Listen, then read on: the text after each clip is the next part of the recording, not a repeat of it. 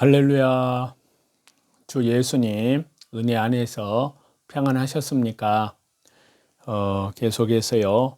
요한계시록 말씀을 드리고 있는데요. 요한계시록 6장 16절 17절입니다. 산들과 바위에게 말하되 우리 위에 떨어져 보좌에 앉으신 이의 얼굴에서와 그 어린 양의 진노에서 우리를 가리라. 그들의 진노의 큰 날이 이르렀으니 누가 능히 서리요 하더라. 아멘.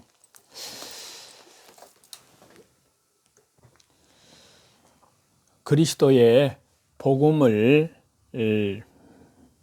따르는 것이야말로 참된 지혜를 우리에게 본문의 말씀을 통해서 주고 있습니다.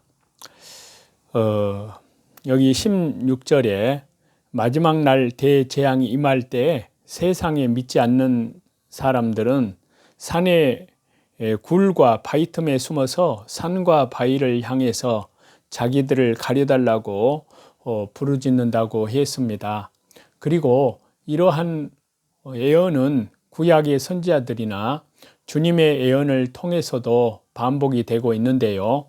그런데 이는 한편으로 보면은 참으로 이상한 일이 아닐 수가 없는데요. 왜냐하면요, 이들은 대개 임금이나 왕족, 장군, 부자들로서 명령만 하면 자기들을 가려줄 권세와 재물을 얼마든지 가지고 있던 사람들이기 때문인데요. 그런데도 이들은 수하의 부하들이나 수표책을 찾지 않고 엉뚱한 산과 바위더러 자기들을 가려달라고 말하고 있는 것인데요. 그렇다면 이는 그들이 지금까지 그토록 자랑하던 그 모든 것들이 이미 사라졌거나 있어도 아무 소용이 없음을 보여주는 분명한 증거가 아닐 수가 없는데요. 이러한 사실 앞에서 우리는 한 가지 장면을 떠올리게 되는데요. 곧 사도 바울이 아그리빠 왕과 베스도 총독 앞에서 복음을 변호하던 그러한 모습인데요. 그곳을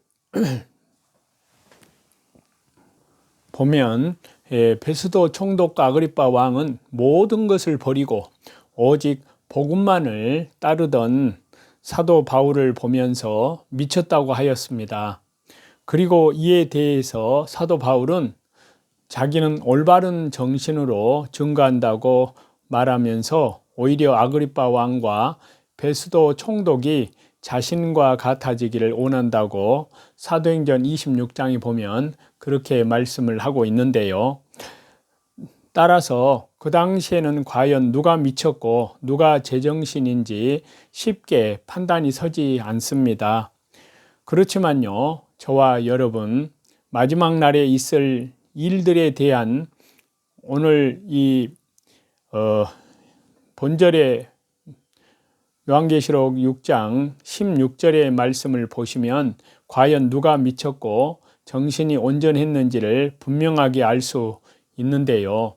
왜냐하면요, 그때 전심을 다해서 복음을 전했던, 복음을 따랐던 사도 바울은 주님과 함께 영광 속에 있고 아그리빠 왕과 총독 베스도는 굴과 바위 틈에 숨어서 산과 바위더러 자기들을 가려달라고 예치고 있을 것이기 때문입니다.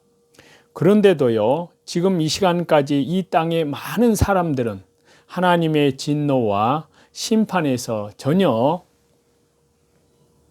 도움이 되지 않는 재물이나 권세 등을 조차 동분서주하면서 오히려 이것들 대신 그리스도와 복음을 따르는 성도들을 가리켜 정신병자들이라며 조롱을 하고 있는데요. 그렇지만요, 오늘 말씀이 진정 사실일진데 그때가 되면 세상 사람들은 분명히 알게 될 것입니다.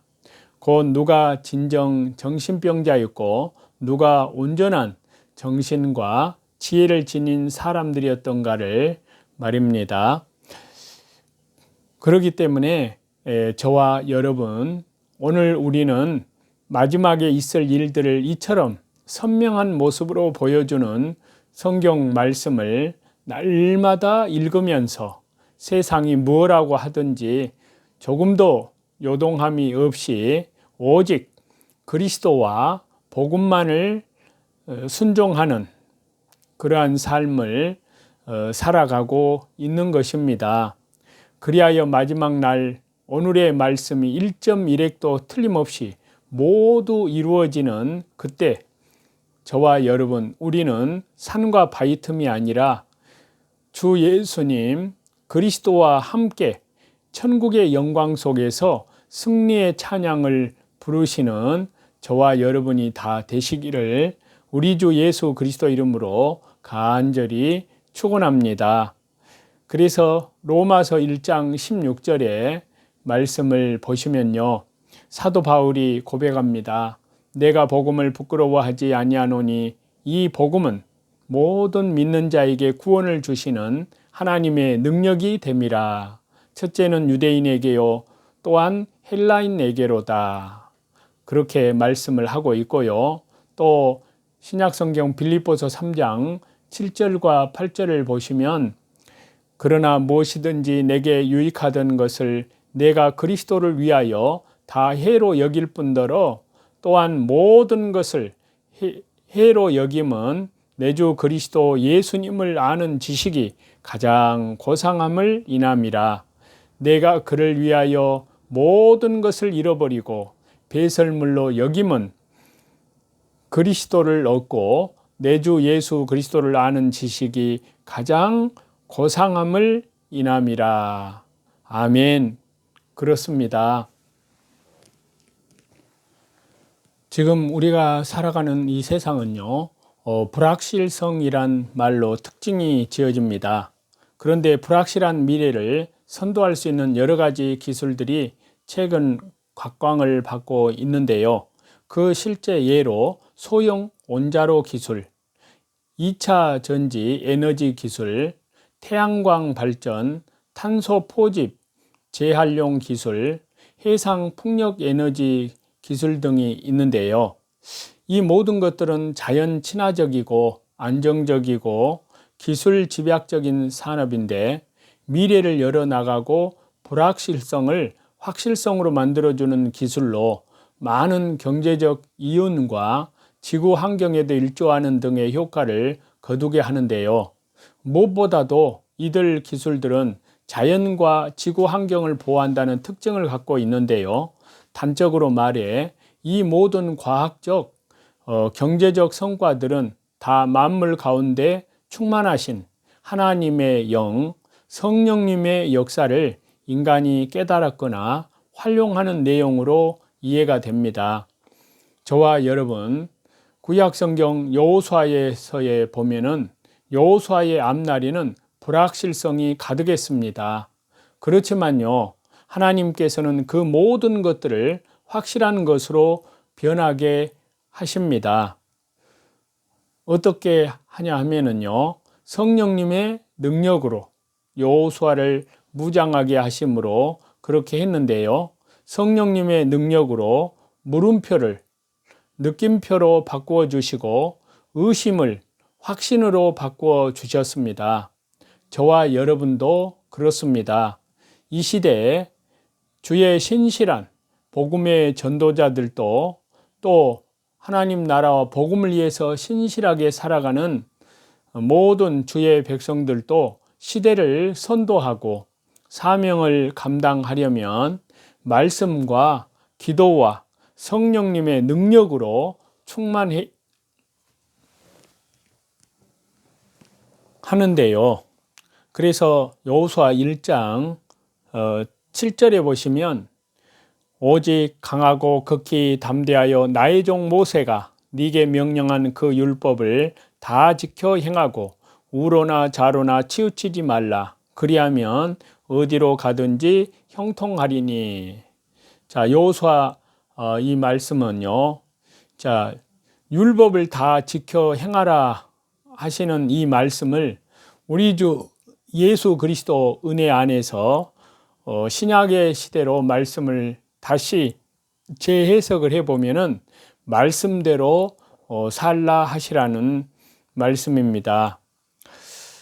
자, 하나님께서는 여호수아에게 주신 명령, 첫째는 강하고 담대하라고 하신 것이고요. 이는 성령님으로 충만하라는 의미였고요.